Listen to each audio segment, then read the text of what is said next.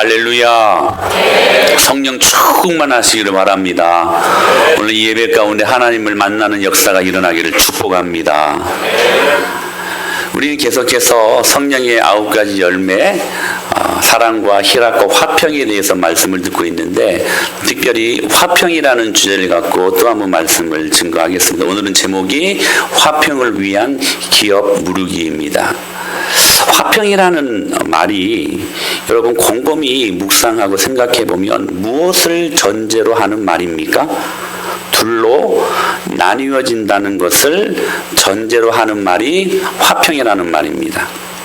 마음이 둘로 나뉘어질 때에 우리는 화평이 깨지는 것을 보게 되어집니다. 관계가 둘로 나뉘어질 때에 우리는 그 안에 불화를 경험하게 됩니다. 생각이 둘로 나뉘어질 때에 우리는 화평이 깨지는 것들을 보게 되어지므로 둘로 나뉘어지는 것, 이것을 전제로 하는 말이 바로 화평이라는 단어입니다. 그러므로 화평은 그 둘을 하나로 묶는다는 의미가 있습니다.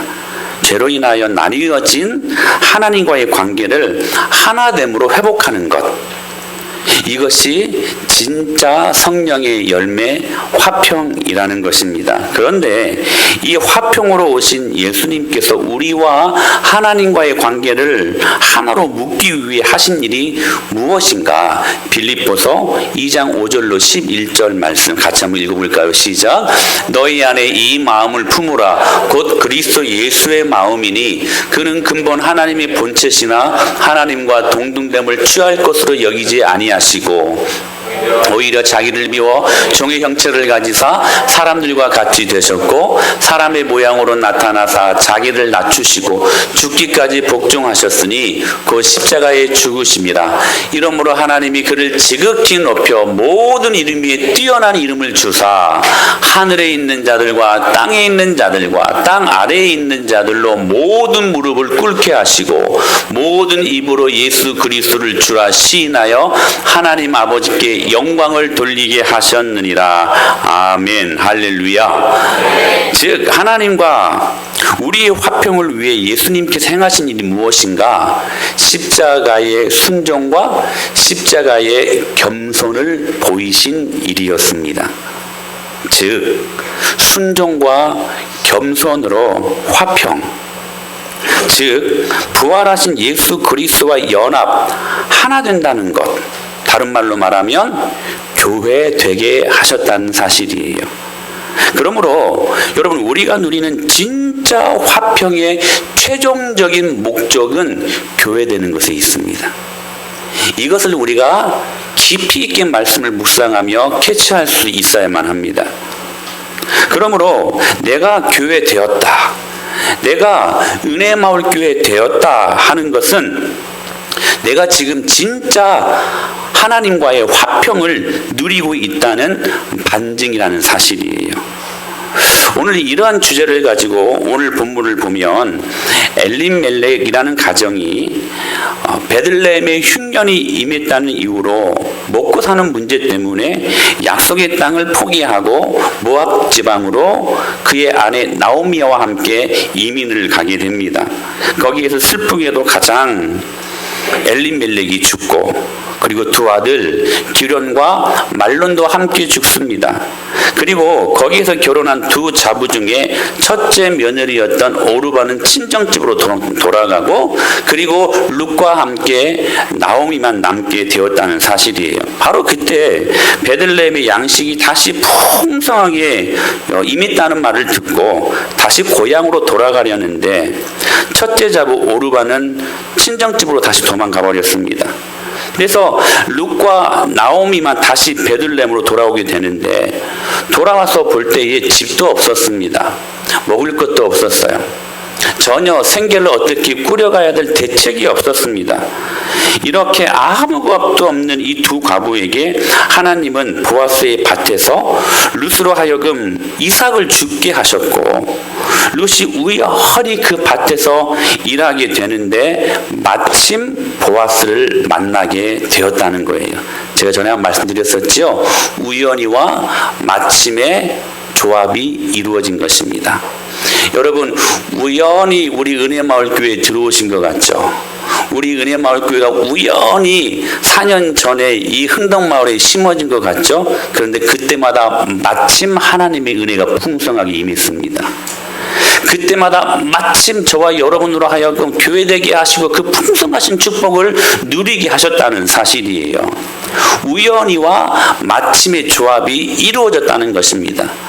룻이 우연히 그냥 어느 밭에서 그냥 이삭을 줍는 것 같았지만 마침 보아스를 만나게 되었다는 것은 우리 모든 그리스도인들의 인생 가운데는 우연히가 없다는 사실들을 말씀하고 있는 것입니다. 내가 원하지 않는 사고를 경험하고 내가 실은 여러 가지 많은 환경을 맞닥뜨리게 될 때에 그건 역시도 하나님께서 섭리 가운데 부어주신 하나님의 축복의 도구라는 사실들을 믿으시길 바랍니다. 그것을 믿음으로 받아들이고 감사함으로 받아들이면 그것이 서로 조합을 이루어 마침 하나님의 은혜를 경험하게 하실 줄로 믿습니다. 그 은혜를 말씀하고 있는 거예요. 그렇게 마침 보아스를 만나게 되었습니다. 그런데 룻이 보아스를 만나는데 룻에게 정말로 필요했던 것이 무엇이었냐면 바로 순종과 겸손이었습니다. 여러분, 교회를 세우는 양축이 있습니다. 한 축은 순종이고 한 축은 여러분 겸손입니다. 즉 룻의 순종과 겸손이 메시아의 가계를 이루는 놀라운 도구가 되었고 이는 하나님 나라 즉 교회를 이루는 최고의 가치임을 우리들에게 말씀하고 있는 것입니다. 그렇게 룻의 순종과 겸손으로 나아갔던 이 룻에게 보아스는 에쉐트 하일, 제가 어제도 말씀을 드렸었죠. 이 보아스는 깁보로 하일입니다. 유력한 자입니다. 아주 능력 있는 사내, 아주 모자랄 것이 없는 능력 있는 남자라는 말입니다. 그런데 그 능력 있는 남자의 이 보아스의 모습과 봤을 때에 룻은 현저한 신분적인 차이가 있었습니다. 이게 결혼을 하고 싶어도 이 현저한 신분적인 차이 때문에 이 결혼이 안 되는 거예요. 그래서 보아스가 취했던 방법은 이 룻을 향하여 에쉐트 하일, 현숙한 여인으로 그의 신분을 승격시켜 줍니다. 그래서 이 같은 신분을 갖고 혼인잔치가 이루어질 수 있도록 그렇게 선언하고 있었다는 사실이에요. 마치 죽기까지 복종하셨던 겸손하신 예수님을 성부 하나님께서 지극히 높여 모든 이름 위에 뛰어난 이름을 주셨던 것처럼 그러한 신분 격상의 축복을 우리에게도 허락하셨다는 사실들을 믿으시길 바랍니다. 주님께서 선포하셨습니다. 너는 의인이다. 법적으로 선포하셨어요. 그렇게 두 사람이 결혼을 계획했고 이제 남은 절차를 어떻게 하면 잘 밟아가지고 모두에게 축복받는 결혼식이 될까? 보아스는 그때부터 고민하기 시작합니다. 그렇게 밤이 지나고 날이 밝자 성문에 올라가 앉아서 법대로 재판을 청구하기 시작합니다. 그런데 문제가 한 가지 있었어요. 어떤 문제였냐면 기업 물을 자가 보아스가 1순위자가 아니라는 거예요. 보아스보다 더 먼저 1순위자가 있었습니다. 그러니까 이 사실들을 안고 마침 성문에 올라가 앉아 있었는데 룻의 기업을 물을 1순위자가 마침 그 앞을 지나가고 있었다는 사실이에요. 여기에서 다시 설명이 필요한데 기업을 물은다, 히브리어로 고엘이라는 말은 친족의 형제가 자기 아내를 홀로 남긴 채 만약에 고인이 되면 가장 가까운 친족 중에 한 사람이 그를 아내로 맞아가지고 모든 신분을 회복시켜 줄 수 있는 하나님의 헤세드, 긍휼 제도입니다. 여러분, 우리 중에서도 혼자 사는 사람들이 있잖아요. 그렇다면 여러분, 혼자 사는 것이 보통 어려운 일입니까? 그러니까 그 여러 가지 많은 어려운 상황을 주님께서 긍휼로 하나님의 헤세드로 이 사람들을 보호하시는 제도를 만드셨다는 사실이에요.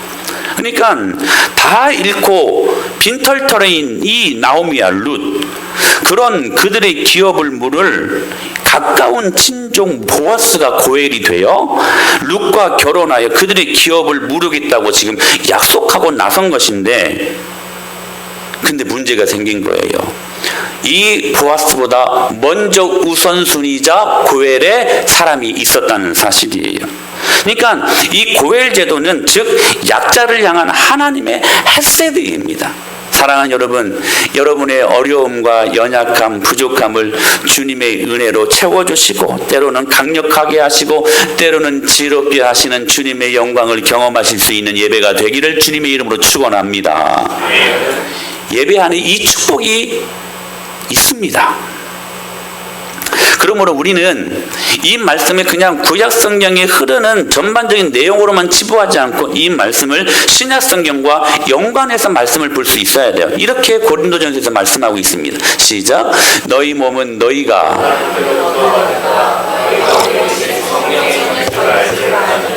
너희는 너희 자신의 것이 아니라 값으로 산 것이 되었으니 그런즉 너희 몸으로 하나님께 영광을 돌리라.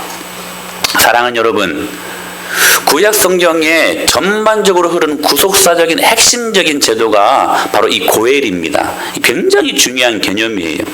그런데 이 중요한 개념이 신약 성경의 완전한 고엘로 성취하고 있음을 우리는 말씀을 통해 볼 수 있다는 거예요. 즉 죄로 말미암아 하나님의 형상을 잃어버리고 원수 마귀에게 종노릇하면서 살아가는 우리를 위해 주님은 자기 자신을 지불하심으로써 친히 고엘 되어 주셨다는 사실이에요. 그래서 자신의 것이 아니라 값으로 산 것이 되었다라고 말씀하고 있죠. 예수님께서 값을 지불하시면서 친히 고엘 되어 주셨다는 사실입니다. 그러니까 주님은 십자가의 피값으로 죽음을, 그래서 절망적인 고통으로 말미암아 허덕이고 있는 수많은 영혼들을 다시 그 고엘 십자가로 말미암아 우리를 사주셨고 그리고 살려주셨다는 사실입니다. 할렐루야. 이 은혜를 경험한 저와 여러분들이라는 거예요. 그러므로 여기 진짜 화평을 이루기 위해, 즉 교회되기 위해 룻과 보아스가 그랬던 것처럼, 또한 예수님께서 그리하셨던 것처럼 우리는 순종과 겸손뿐만 아니라 고엘이라는 희생과 헌신이 한 가지 더 추가되어 요구되고 있다는 사실들 앞에 이 말씀을 우리는 주목해야 된다는 거예요. 그러므로 여러분, 예수님의 고엘을 경험한 은혜 받은 우리들이라면 우리가 또 다른 고엘이 되어 그 기업을 영적으로 물을 수 있는 그러한 은혜의 사람이 될 수 있어야 된다는 사실입니다. 그러므로 화평을 위한 기업 무르기 이 고엘은 첫째, 양면성을 갖고 있는데, 첫째, 그 고엘, 즉 기업 무르는 것은 축복의 기회라는 사실들을 여러분들이 꼭 기억하실 수 있게 되길 바랍니다. 여러분, 이 헌신과 희생이 따르는 고엘, 기업 무르기는 여러분 어떤 면에서는 먼저 우리가 생각해야 될 부분들은 축복의 기회라는 사실입니다. 1절을 보실까요? 1절 시작. 보아스가 성문으로 올라가서 보아스가 그에게 이르되 아무개여 이리로 와서 앉으라 하니 그가 와서 앉음에, 여러분 여기에서 우리가 주의 깊게 바라봐야 될 단어가 마침이라는 단어입니다. 마침. 이 말을 70인경이라는, 그러니까 히브리어 성경을 헬라어로 번역한 성경에서는 카이로스라고 합니다. 그러니까 하나님의 때, 이게 마침입니다. 여러분 다시 말씀드립니다. 우연히 되는 것 같고 우연히 사람을 만나는 것 같고 우연히 관계를 맺는 것 같지만, 그러나 여러분 그 시간은 바로 하나님의 때에, 주님이 주시는 은혜의 때에 우리는 그 영광을 경험할 수 있게 된다는 거예요. 하나님의 때, 카이로스. 하나님의 축복의 때. 그러니까 여러분 축복도요 받을 때가 있다는 것입니다. 이게 굉장히 중요한 말이에요. 누구나 모두가 받는 건 아닌 것 같아요. 보니까 받을 때가 있고 축복을 받는 사람이 있다는 사실이에요. 지금 하나님의 타이밍, 카이로스, 하나님의 시간, 이 축복의 때에 보아스만 놓여져 있었던 것이 아니었습니다. 1순위자 아무개시와 성경은 그의 이름을 밝히지 않아요. 그냥 아무개시라고 이야기해. 이게 참 재미있는 표현이에요. 아무개시와 보아스가요, 그 축복의 때에 함께 놓여져 있었다는 사실이에요. 그래서 하나는 아무개시요, 또 하나는 보아스였습니다.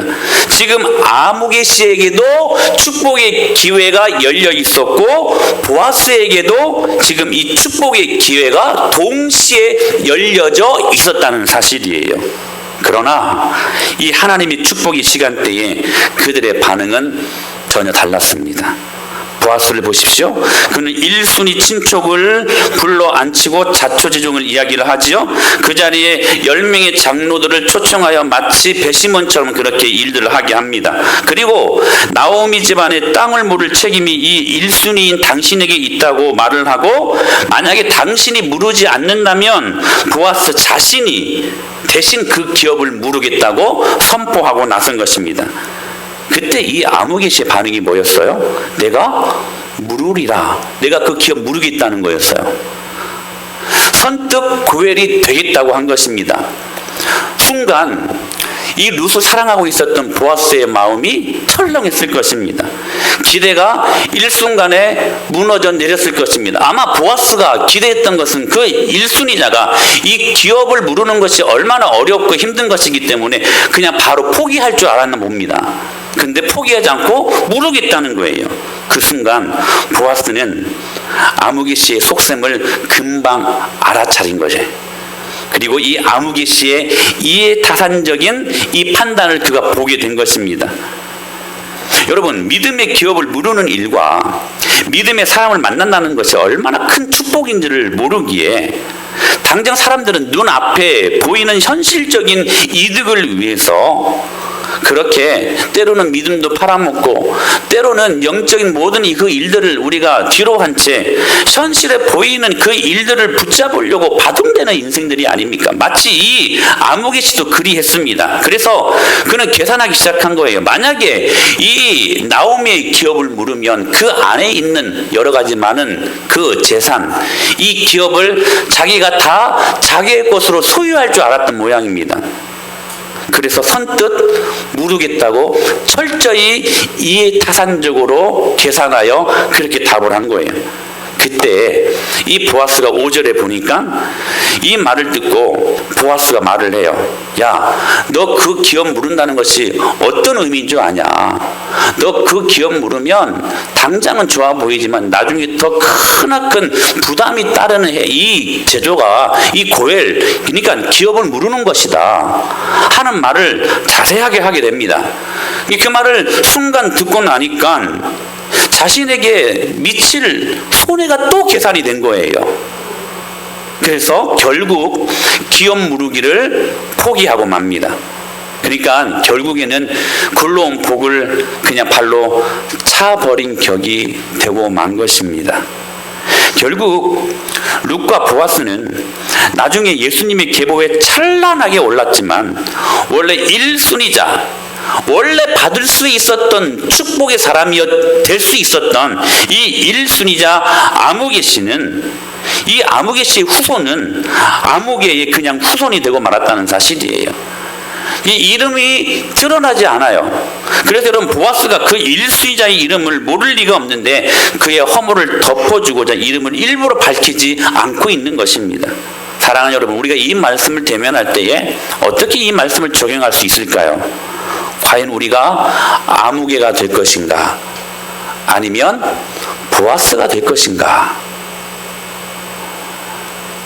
여러분, 생각해 보시기를 바랍니다. 우리가 오르바가 될 것인가? 아니면 룻이 될 것인가? 철저히 앞에 보이는 실리만을 따라가다 보면 우리는 아무개시가 되고 말 것입니다. 하나님의 약속 땅인 내 머리에 없고 당장 눈에 좋아 보이는 대로 행동할 때는 여러분, 우리는 오르바가 되고 말 것입니다.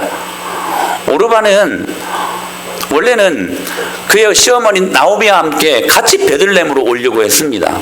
그런데 베들레헴으로 돌아간다는 것이 무슨 의미인 줄을 그가 알았을 때에는 계산합니다. 그리고 베들레헴으로 이 청산 과부의 마음으로 이 신분으로 가게 되면 쪽박 차겠구나 하는 그 계산이 선 거예요. 그래서 나는 가지 못하겠습니다. 그리고 모압의 친정집으로 다시 돌아가게 되었다는 사실이에요. 여러분, 다시 한번 여러분들이 질문합니다. 아무개 씨가 될 것인가, 아니면 보아스가 될 것인가, 오르바가 될 것인가, 아니면 룻이 될 것인가. 여러분, 그러므로 하나님의 축복이 선포될 때 항상 두 부류입니다. 가나안 땅을 정탐했던 12명, 정확히 10대 2로 나뉘어집니다. 근데 복을 받는 사람들은 딱 2명이었어요. 여러분, 이게 이상한 게 아닙니다. 오늘 이 자리에 모여있는 여러분들 안에도 여러분 복을 받는 사람들이 있는가 하면 그 복을 못 받는 사람들도 있긴 마련이라는 거예요. 복음은 이렇게 공격적입니다. 복음을 받아들이고 아멘 하면 복을 받습니다. 믿습니까? 네. 여러분, 복음이 오늘 선포되어질 때에 이 복음의 놀라운 기쁜 소식을 내 마음속에 경험하고 아멘입니다 고백하며 나아갈 때는 어김없이 그 복이 우리 안에 임합니다. 여러분, 믿습니까? 네. 그러지 못할 때에는 어김없이 복음의 기쁜 소식을 경험하지 못하는 사람이 되고 말 겁니다. 그 사람은 끊임없이 염려하고, 그 사람은 끊임없이 근심하고 두려워하며 주님이 주시는 놀라운 이 기쁨의 유앙겔리온, 기쁜 소식의 기쁨을 경험하지 못하고 쓸쓸하게 죽어가는 인생이 될 수밖에 없다는 사실이에요. 이상한 게 아닙니다. 항상 두 부류가 있습니다. 여러분, 제가 20년 넘게 목회를 했습니다. 항상 그래요. 설교가 선포되어지고 하나님의 말씀이 증거되어질 때에 그 말씀을 받는 사람들이 있는가 하면 역시 이 자리에서도 그 말씀을 받지 못하는 사람들이 있다는 거예요. 여러분은 아무개시입니까? 아니면 여러분은 보아스입니까? 여러분은 오르바입니까? 아니면 여러분은 룻입니까? 그거 점검할 수 있어야 된다는 사실이에요. 그러므로 여러분, 예수님이 십자가를 지시면서 그 고통을 경험하시면서 갈보리 언덕으로 올라갈 때에 그 역시 두 부류의 사람들이 따라가고 있었습니다. 한 부류의 사람들은 통곡하며 가슴을 치며 우리 구주 예수 그리스도가 저 십자가에 못 박히시는구나, 슬퍼하며 눈물로 따라갔던 큰 여자의 무리들이 있었는가 하면, 또 한쪽에서는 그 사건이 재밌거든요. 죄인을 막 대못으로 손목에다가 막 못을 박지요. 막 창으로 막 옆구리를 찔러버리지요. 그리고 발에다가도 못을 박고, 그리고 다리도 꺾어버리고, 그냥 그 장렬한 태양빛 아래 바짝바짝 오징어를 말리듯이 그렇게 말려 죽이는 게 이 십자가 처형 아닙니까? 이게 여러분 재밌거든요. 여러분, 세상에서 가장 재밌는 것이 불난지 구경하는 거라고 하잖아요. 싸우는 거 구경하는 거라잖아요. 이게 재미있는 일이거든요. 한 부류의 사람들 그것을 구경했습니다. 정확히 구경하는 자가 있었더라라고 말씀하고 있어요. 누가복음에서는. 예수님의 십자가를 바라보는 사람 역시도 역시 두 부류의 사람이 있었다는 거예요. 한 부류의 사람은 가슴을 치며 통곡하며 눈물을 흘리며 십자가로 따라가기를 소망하는 사람들이 있었는가 하면, 한 부류의 사람들은 그것을 구경하고 있었다는 거예요. 여러분은 어떤 사람들입니까? 십자가를 바라보며 그 십자가를 내가 지기로 결단하고 그 말씀 앞에 눈물로 십자가의 그 가시밭길을 걸어가기로 결단하여 주님 주시는 부활의 영광을 소망하는 사람들입니까? 아니면 지금 현세, 지금 내 앞에 있는 진리가 이거 아니거든요. 이거 예수님 따라갔다가는, 이 예수님 말씀에 순종했다가는 내가 꼭 쪽박 찰 것 같아요. 그래서 여러분, 그냥 먼 발치에서 구경하는 입장에서의 사람들입니까? 여러분의 모습을 체크하시라는 말입니다. 체크하시라는 말이에요. 그러므로 여러분, 기억하십시오. 오늘 우리가 보아스가 되고 오늘 우리가 룻이 되기 위해서는 여러분 기억하십시오. 오늘 주시는 하나님의 축복을 오늘 우리의 믿음으로 오늘 붙들어야 된다는 사실이에요. 믿습니까? 믿습니까? 믿습니까? 여러분, 오늘 붙들 수 있게 되길 바랍니다. 이렇게 말씀하셨어요. 시작. 이르시되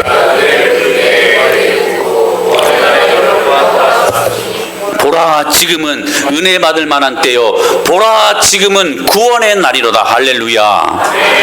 보라 지금은. 여러분, 은혜는 지금 받는 것입니다. 여러분, 축복은 지금 받는 것입니다. 여러분, 기도의 응답은 지금 받는 거예요. 할렐루야. 제가 여러 번 말씀드렸잖아요.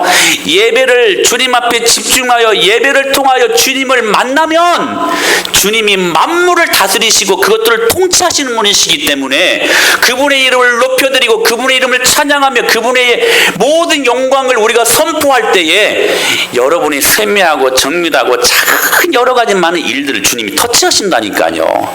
제발 이 말씀을 믿으시기를 바랍니다. 간절한 마음으로 여러분들에게 선포합니다. 여러분, 예배에 성공하면 여러분의 인생이 성공해요. 성공해요.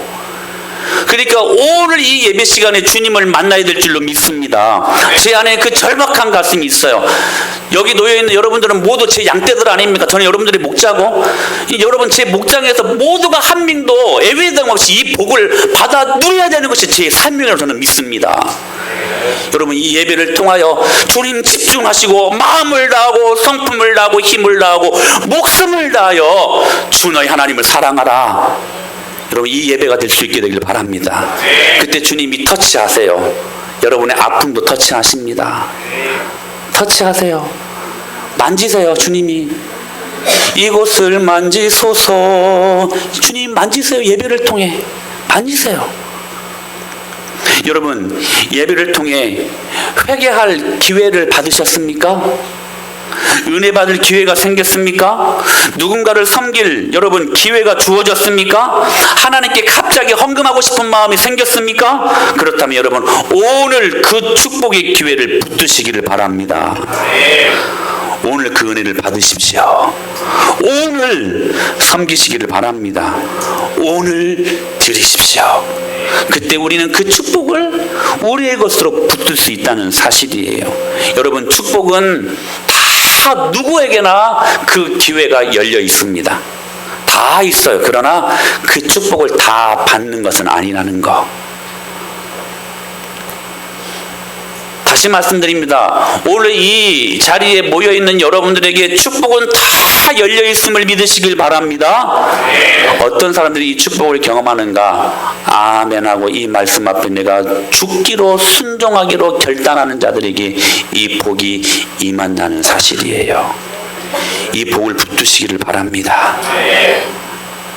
그러나 고엘 진짜 화평을 위해서, 교회되기 위해서 또 하나 기업 무르기에는 어떤 의미가 있냐면, 축복이 우리 안에 있지만 그러나 희생과 헌신도 반드시 따르게 되어 있다는 사실이에요. 이것은 동전의 양면과도 같은 것입니다. 축복이 있어요. 할렐루야. 주님 주시는 놀라운 은혜가 있습니다. 우리를 구원하신 것도 모자라서 주님은 우리에게 필요한 모든 것들을 다 내어주셨다고 말씀하셨어요. 여러분들이 필요한 거 생각하기도 전에 주님은 미리 아시고 여러분들에게 채워주신 하나님이심을 믿으시길 바랍니다. 그 축복을 받고 계신다는 사실이에요. 그것을 깨닫지 못하는 것이 우리 불신앙입니다. 주님은 여러분들이 인지하지 못하고 있는 상황 속에서도 여러분들의 모든 것들을 채워주시는 분이세요. 근데 이것을 깨닫지 못하니까 여러분, 우리에게 감사가 일어나질 못하는 거예요. 이걸 깨닫지 못하니까 늘 내가 원하는 거, 내가 바라는 거, 이게 내 마음대로 내 시간대에 안 되니까 그때 일어나는 것이 원망이고 여러분 불평 아니겠습니까? 사랑하는 여러분, 제발 원망과 불평을 입에 달지 말고 여러분 감사를 입에 달고 사실 수 있게 되기를 축복합니다. 하나님의 축복이 반드시 있어요. 그런데 또 한 면에는 뭐가 있냐면, 이 진짜 화평을 위해서 우리가 기업을 물러야 되는데 희생과 헌신이 따르게 되어 있다는 거예요. 우리 5절 말씀 보실까요? 시작. 보아스가 이르되 내가 나오미의 손에서 그 밭을 사는 날에 곧 죽은 자의 아내 모압 여인 루색에서 사서 그 죽은 자의 기업을 그의 이름으로 세워야 할지니라. 여러분, 나오미의 기업을 물은다는 것은 지금 모압 여인 룻과의 결혼도 포함되어 있는 것입니다. 그러니까 모압에서 잃은 나오미의 남편 엘리멜렉이 끊어진 대를 이어줄 책임도 있었어요. 그리고 나오미의 기업을 회복시켜주는 것까지는 좋은데 그 가족까지 포함해서 책임져야 된다는 사실이에요. 만약 여기서 낳은 아들이 있다면 그것은 누구의 아들이 돼요? 보아스의 아들입니까? 아니에요. 엘리멜렉의 아들이 되는 거예요. 엘리멜렉이 지금 그 기업을 무르는 것이기 때문에. 그러니까 보아스의 아들이 아니라 엘리멜렉의 아들이 되는 거예요. 그러니까 이 기업 무르기, 이 고엘은 축복이기도 하지만 참 많은 희생과 헌신이 따르는 제도이기도 한다는 사실입니다. 사랑하는 여러분, 예수님의 순종과 겸손, 또한 십자가를 지는 희생과 책임이 결국 진짜 화평을 이루셨고 우리로 하여금 교회되게 하셨습니다.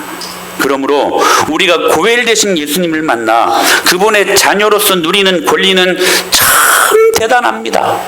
제가 다시 말씀드릴게요.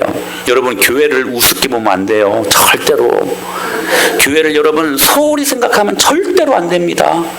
하나님께서 교회에 예수 그리스도께 승천하시는 그 순간에 마지막 우리에게 남겨주신 가장 위대한 축복이 있다면 그것은 교회입니다. 그 교회 안에 주님께서 모든 것 다 주셨어요. 여러분, 이것을 믿어야 돼요. 할렐루야. 여러분, 교회 안에 들어오면요, 주님께서 권세도 주셨습니다. 그 안에 능력도 주셨어요. 음부의 권세가 이기지 못하게 하시겠다고 말씀하셨잖아요. 그 말씀 한마디에 모든 게 다 포함되어 있지 않습니까? 포도나무가 그 가지가 포도나무에 붙어 있을 때에 많은 열매를 맺겠다. 무슨 말이에요?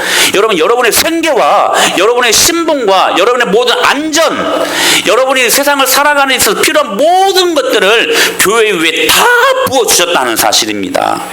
이것을 떠나서는 너희가 아무것도 할 수 없다. 분명히 말씀하셨잖아요. 요한복음 15장 포도나무 비유에서. 우리가 여러분 교회를 떠나서는 아무것도 할 수 없는 자들이라는 사실들을 우리가 인식하고 있어야 된다는 사실이에요.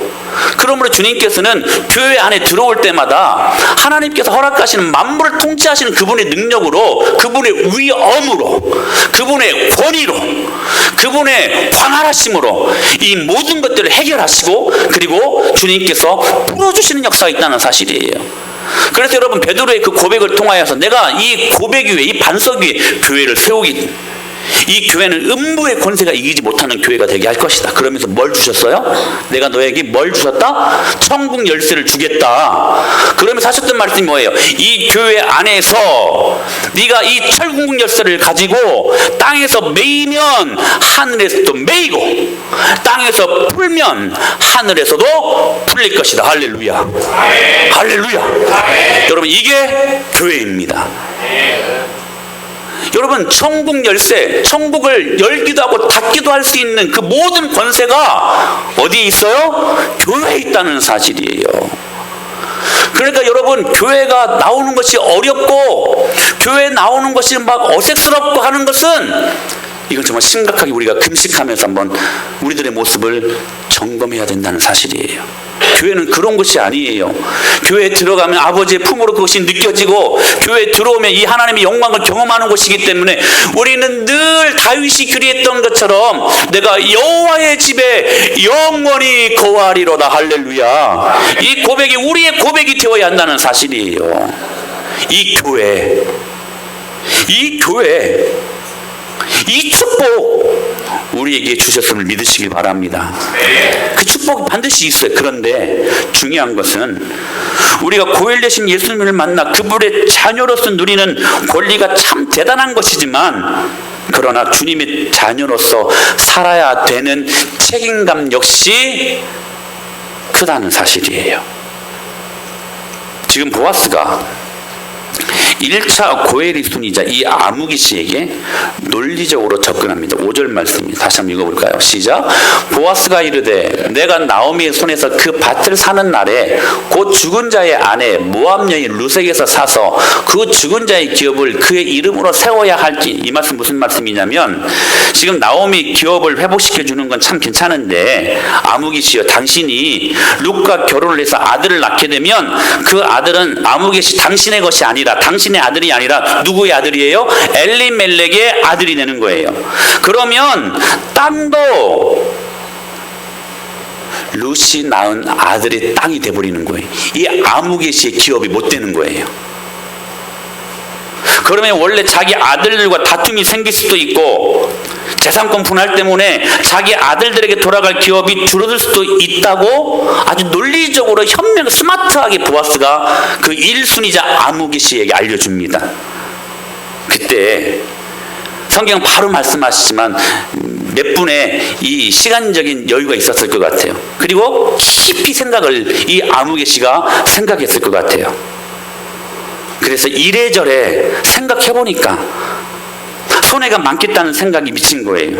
그래서 여러분, 아무개시가 결단합니다. 6절이에요. 시작. 그 기업 물을 자가 이르되 내가 물을 것을 네가 물으라, 나는 물으지 못하겠노라 하는지라. 여러분, 계속해서 반복된 단어가 뭐예요? 나밖에는 없습니다. 나는 내 기업, 나를 위하여. 우리가 전전주에 여러분, 솔로몬이 쾌락을 위하여 두 가지를 실험했죠. 한 가지는 육체적인 쾌락, 이것이 나에게 정말 진정한 기쁨이 될 것인가 실험을 해봤는데 이건 역시 헛되도다, 결론 짓죠. 또 한 가지는 뭐였습니까?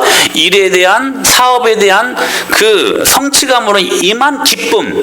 그래서 그가 자기를 위하여 집도 지어보고 또 공원도 지어보고 온갖 좋은 왕들이 갖는 금은 보화, 모든 것들 다 가져보았지만 그의 결론은 무엇이었습니까? 이건 역시 헛되도다.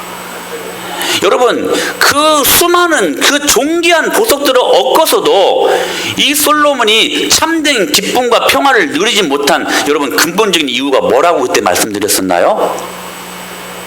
전도서 2장 4절로 8절을 보게 되면 계속해서 솔로몬은 나를 위하여, 나를 위하여, 나를 위하여, 나를 위하여 기쁨을 정말 찾아봤는데 나를 위하여 기쁨을 내가 얻고자 할 때는 그 안에 진정한 기쁨과 화평은 없더라는 거였어요. 사랑하는 여러분, 이 아무개시도 지금 모든 것들이 자기를 위하여, 나를 위하여, 나를 위하여. 이 아무개시는 순전히 나밖에는 모르는 사람이었다는 거예요. 그러니까 자기 자신에게 아무 유익이 없다고 생각하니까 권리도 포기하고 그 축복도 포기하고 돌아서게 되었다는 사실입니다. 그래서 여러분 기억하십시오. 하나님의 일에 순종하기까지 최고의 걸림돌이 되는 장애물이 무엇이냐면, 여러분 이거 굉장히 중요한 말인데, 그리스도의 보혈이라는 하나의 프리즘. 여러분, 그리스도의 보혈이라는 이 프리즘을 통과하지 못한 내 자신입니다. 여러분 이해되세요? 예수님의 보혈을 통과하지 못한 내 자신이 진정한 하나님의 교회됨을 이루고 화평을 이루는 데 최고의 장애물이 된다는 사실이에요. 사랑하는 여러분, 여러분들에게 호소합니다. 예수님의 보혈로 여러분을 통과시키시기를 축복합니다. 여러분의 자녀들을 예수님의 보혈로 통과시키십시오. 그때 진짜 화평, 진짜 기쁨이 우리 안에 일어나는 것입니다. 그래서 예수님은 그런 우리들에게 끊임없이 강조하시죠. 네가 정말로 내 제자가 되고 내 자녀가 되려면 두 가지를 주문하셨죠. 너를 부인하고, 그리고 너에게 할당된 십자가를 지고 나를 따라와라. 그거밖에는 말씀하시지 않았습니다. 그것은 죽음을 의미하는 결단이거든요. 그거 해야 된다. 그거 안 하면 우리가 지난주에도 말씀을 살펴봤던 것처럼 도덕적이고 윤리적이고 일상적인 생활에서는 우리가 십자가를 질 수 없다는 사실이에요. 십자가를 진다는 것은 우리의 윤리적이고 도덕적이고 일상적인 삶, 물론 그렇게 살아야죠. 도덕적인 면에서 윤리적으로 우리가 선하게 살아야 됩니다. 근데 중요한 것은 십자가를 진다는 것은 그 삶에서만 이루어질 수 있는 게 아니라는 거예요. 우리가 도덕적인 것들을 뛰어넘고 윤리적인 것들을 뛰어넘어 목숨을 결단할 때에 질 수 있는 게 십자가라는 것입니다. 여러분, 십자가를 믿는 거, 예수님 믿는 것은 그러니까 호락호락한 것이 아닙니다, 여러분. 여러분, 그런 의미에서 교회를 다니는 사람들이 얼마나 많습니까? 교회를 지금도 오늘 주일이잖아요. 대형교회를 가보십시오. 엄청난 인구들이 있습니다. 지금도 교회를 다니는 사람들은 수두룩박박입니다. 많습니다. 1000명 이상이 교회를 다니니까요. 근데 여러분, 주님의 관심은 교회 다니는 사람들 있지 않습니다. 절대 없습니다. 교회 되는 것에 관심이 있습니다. 할렐루야. 저는 여러분들이 교회 될 수 있게 되길 축복합니다.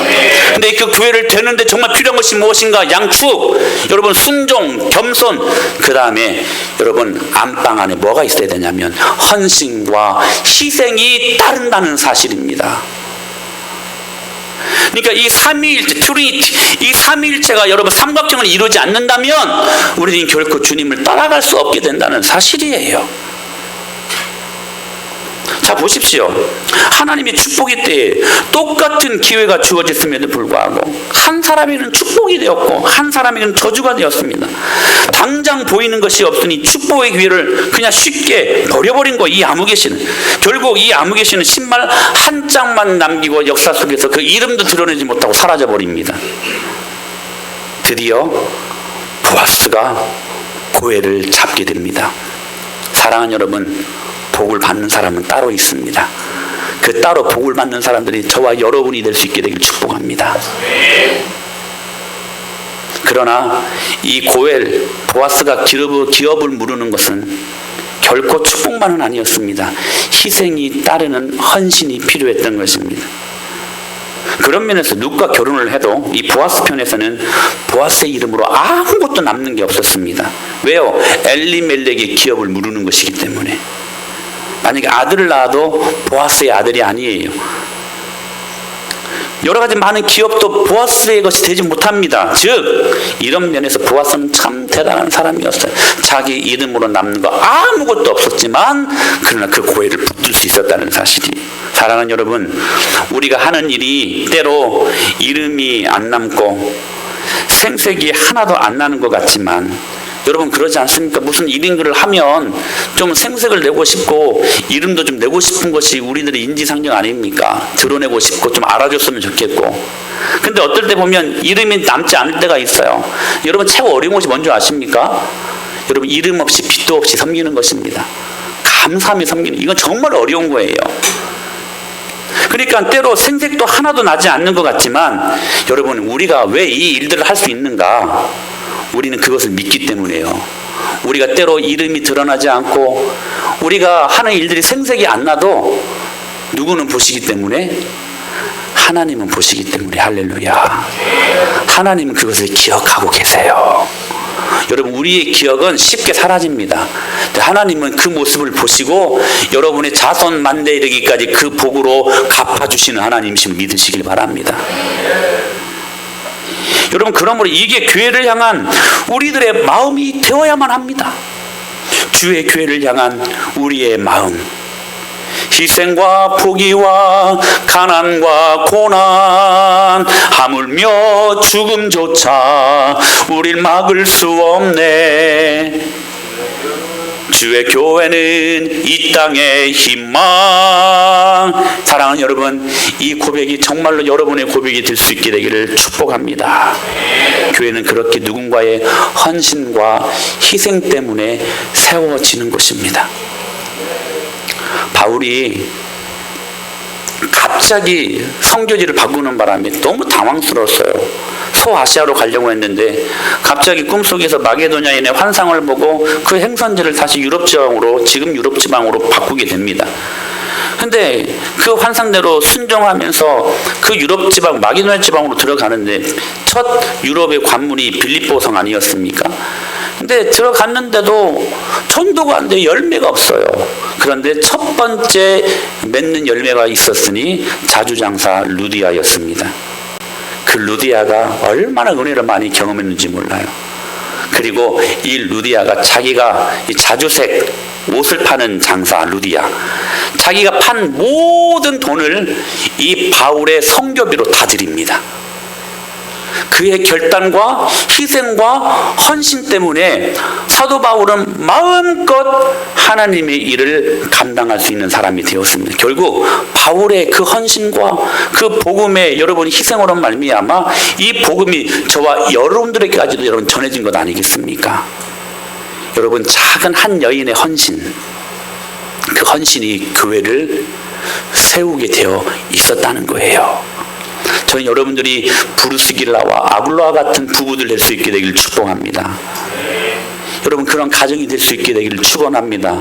그런 사람들이 될 수 있게 되기를 바랍니다. 이 브루스길라와 아굴라는 바울을 돕기 위해 자기 집을 내어줬던 사람이었어요.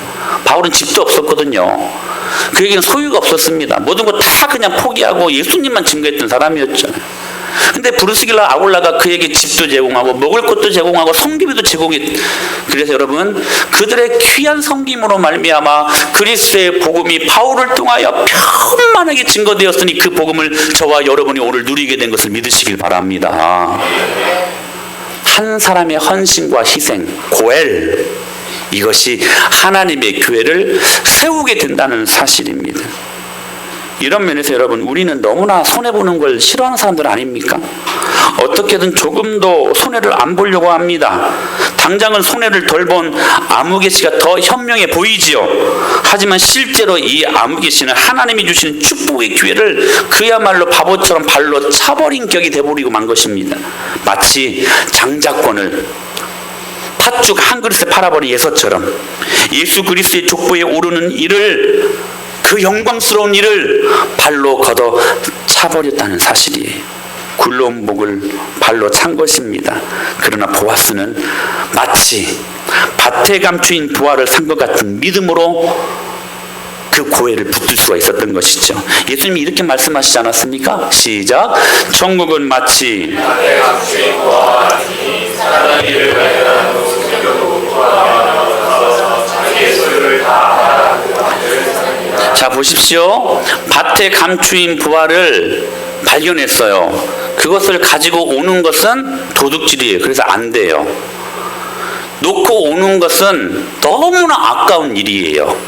당시 그 고대 근동지방에서 할 수 있었던 것은 그 보화 상자가 묻혀 있는 밭을 통째로 사버리는 것이었습니다. 그러면 그 안에 있는 어마어마한 보화를 내 것으로 만들 수 있게 되는 것입니다.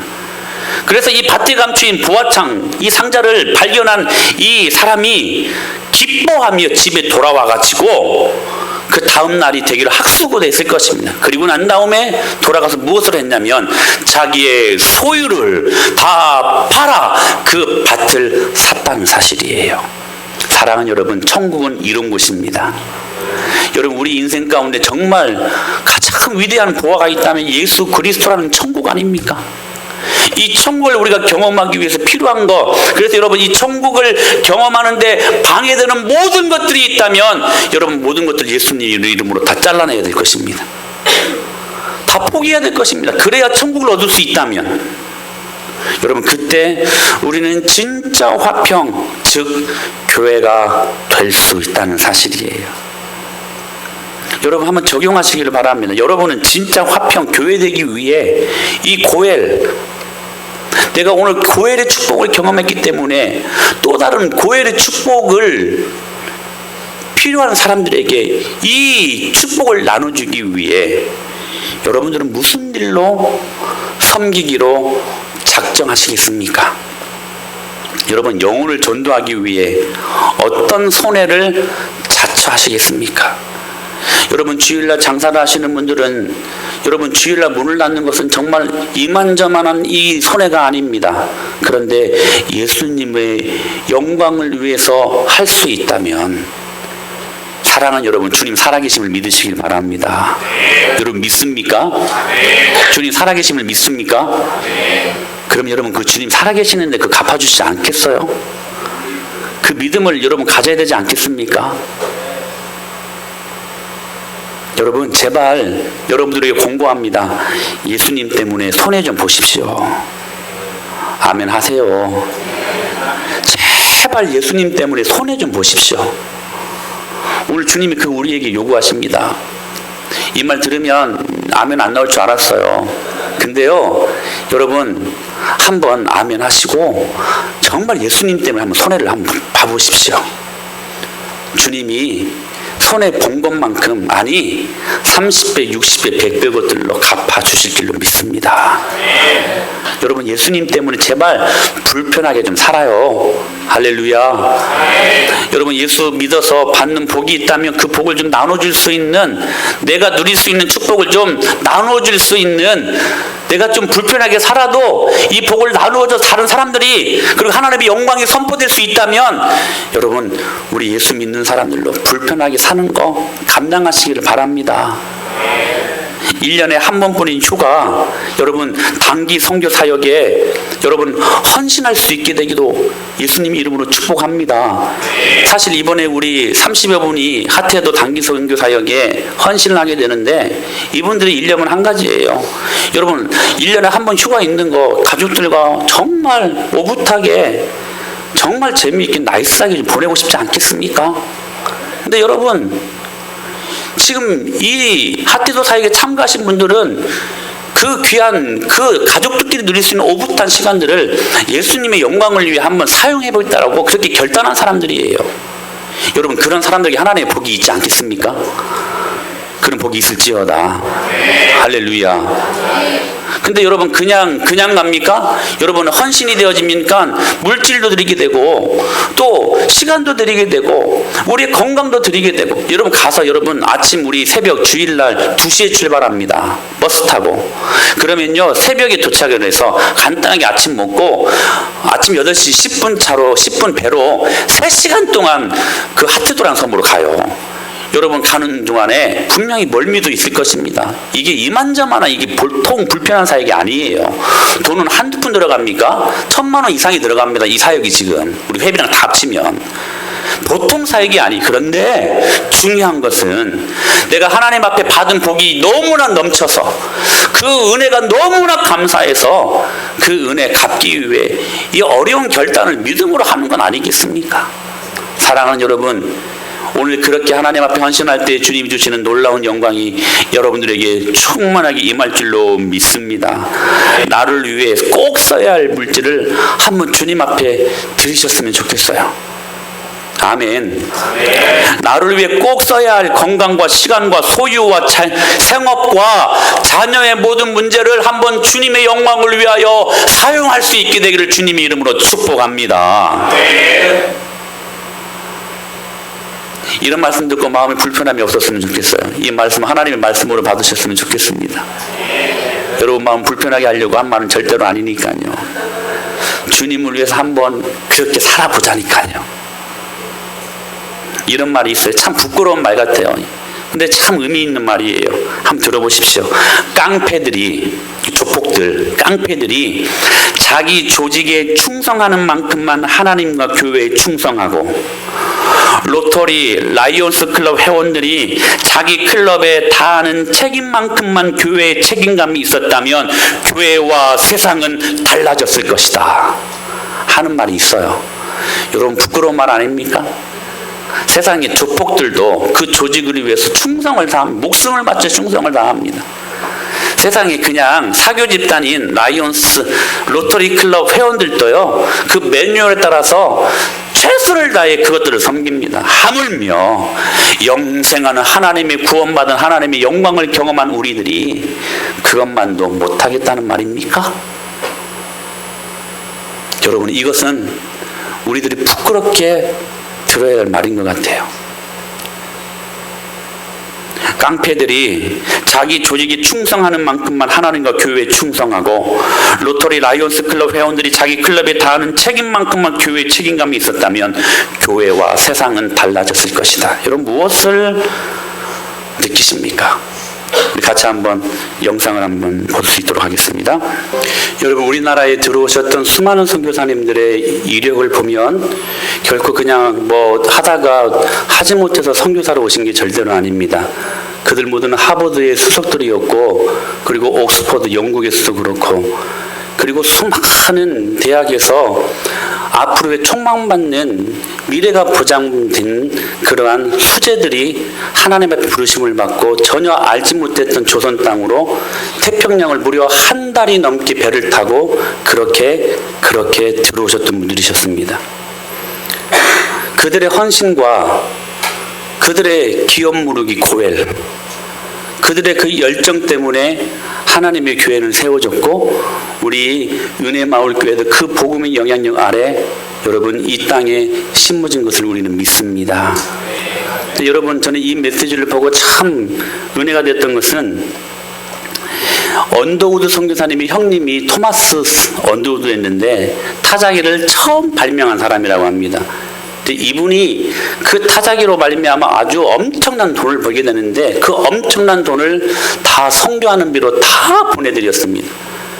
그러니까 언더우드 선교사님이 그 재정적인 후원을 경험하고, 그리고 조선 땅에 교회도 세우고 집도 세우고 또 학교도 세우고 병원도 세워 모든 문화를 일궈냈던 넉넉한 하나님의 귀한 일꾼으로 쓰임받을 수 있었던 것이지요.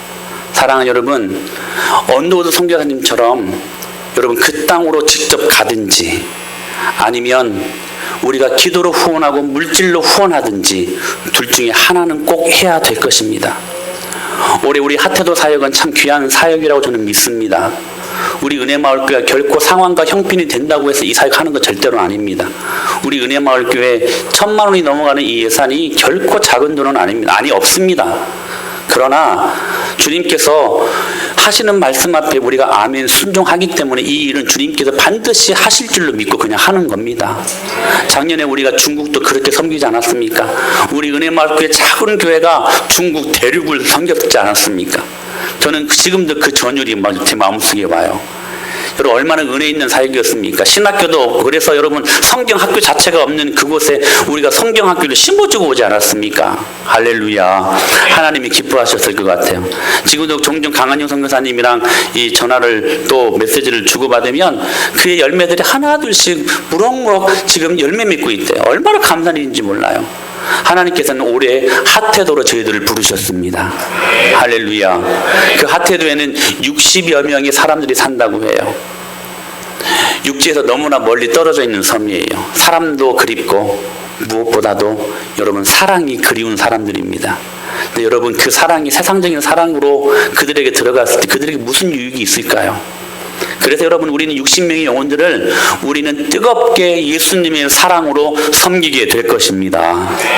그러기 위해 우리에게 필요한 것은 먼저 기도하는 것입니다. 이 일들을 위해 다음 주에 오늘 말고요, 다음 주일 오후 예배는 우리 기도 후원자들과 함께 기도하는 시간들을 갖도록 하겠습니다. 우리 참가자들은 자기를 기도해 주기로 약속한 사람들을 청하십시오. 그리고 함께 기도하는 시간들을 갖도록 하겠습니다. 왜요? 이 사역은 절대적인 것이 기도하는 사역이기 때문에 그렇습니다. 우리 기도로 무장할 때 주님께서 그 60명의 모든 영혼들을 송두리째 하나님 믿는 섬으로 바꿔주실 줄로 믿습니다. 여러분, 그 위대한 사역을 우리 하십시다. 그게 하나님의 고엘, 기업을 무르는 저희들이 감당해야 될 또 다른 헌신이요 희생이라는 것입니다. 또 한 가지, 여러분 주님 앞에 물질로 후원하십시다. 할렐루야. 전 여러분들이 좀 평상시 뭐 하나, 뭐 냉장고 하나, 뭐 TV 하나 좀 살려고 모아놓던 어떤 그런 돈들을 이 귀한 시간에 주님 앞에 한번 아낌없이 들여봤으면 좋겠어요. 우리가 풍성한 물질로 하나님의 영광을 위하여 그냥 쏟아 붓고 올 때에 여러분 그들의 영혼이 반드시 예수님의 사랑과 그리고 복음의 메시지로 변화될 것을 우리는 믿습니다. 여러분, 이 일들을 위해 한번 여러분이 갖고 있는 그 재정적인 것들 사용해 보시지 않겠습니까? 저는 여러분들이 부탁하는 게 아니면 여러분들이 기회를 드리는 것입니다. 저는 믿습니다. 여러분 보통 이렇게 말하면 부탁조로 말하거든요. 아니에요. 여러분 부탁하는 거 아닙니다. 여러분 여러분에게 축복의 기회를 드리는 것입니다.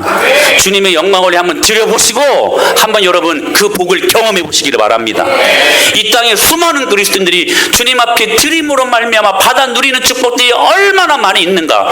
우리 은혜마을교회 성도들이 한번 그 축복을 경험하시기를 바랍니다. 언제까지 바둥대며 내 현실에 그냥 앞에 있는 것들만 그냥 부들부들 떨며 살겠습니까? 주님 앞에 드림으로 말미암아 주님이 30배, 60배, 100배의 것들로 갚아주시는 영광을 한 번 정도는 경험해야 되지 않겠습니까? 여러분 그 복을 여러분 자손들이 누리게 될 줄로 믿습니다. 그래서 여러분 이런 말이 있어요. 영국 속담에 하루를 행복하려면 이발을 해라. 일주일을 행복하려면 여행을 해라. 한 달을 행복하려면 집을 사라. 1년을 행복하려면 결혼을 해라. 그러나 한평생 행복하고 싶거든 하나님과 이웃을 섬겨라. 사랑하는 여러분, 교회가 절대로 침묵해서는 아니 될 일이 이웃을 돌아보고 그들과 함께 울고 그들과 함께 웃는 여러분 복음을 증거하는 사역이라고 저는 믿습니다. 이 일들을 위해 은혜마을교회는 개척 초기부터 성경금을 드렸습니다.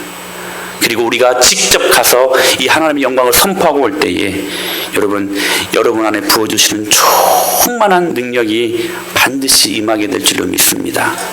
여러분 나를 위해 사용할 수 있는 것을 나를 위해 사용하지 않고 주님을 위해 사용할 수 있다면 그것이 물질이든 건강이든 시간이든 달란트가 되든 그 안에서 진짜 화평을 누릴 수 있게 될 것입니다. 그때 우리는 진짜 교회가 되는 것입니다. 여러분 주보 안에 끼어드린 단기 성경금 봉투 있죠. 여러분 가정적으로 기도하시기를 바랍니다. 그 다음 주에 오실 때에 이 단기 성경금을 주님 앞에 기꺼이 기쁨으로 드려서 하태도에 주님의 사랑을 쏟아 붓고 올 수 있는 우리 은혜마을교회 될 수 있도록 주님께서 여러분들의 모든 산업을 축복하시고 채워주실 것들을 믿습니다.